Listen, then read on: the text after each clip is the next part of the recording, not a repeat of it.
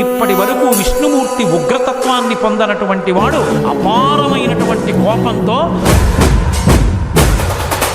తన యొక్క పరమభక్తుడైనటువంటి ప్రహ్లాదుణ్ణి హిరణ్యకశపుడు నిగ్రహించాడన్న కోపాన్ని ఆపుకోలేక ఉగ్ర నరసింహావతారమై వచ్చాడని లోకమంతా భీతిల్లిపోతే 33 కోట్ల మంది దేవతలు ఆకాశంలో నిలబడి స్తోత్రం చేస్తుంటే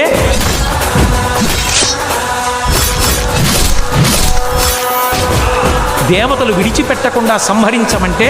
ఒక్కసారి పెద్ద గర్జన చేస్తూ గబగబా వెళ్ళి ఆ హిరణ్యకశిపుని యొక్క డొక్కల దగ్గర పట్టుకుని పైకెత్తి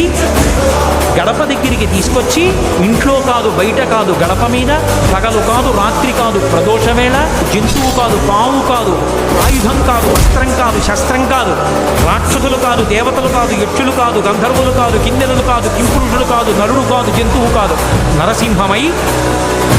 ఆ గోళ్ళని గొడ్డళ్ళుగా చేసి వక్షస్థలంలో ఉన్న ఉరప్పంజరపు ఎముకటన్నింటినీ పోసేసి పటపట విరిచి వేగులు తీసి మెళ్ళో వేసుకొని గిరగిరి తిప్పి డొల్లబడినటువంటి హిరణ్యకశిపుడి శరీరాన్ని విసిరేసి భయంకరాకృతితో నడుస్తుంటే బ్రహ్మాది దేవతలందరూ స్తోత్రం చేశారు.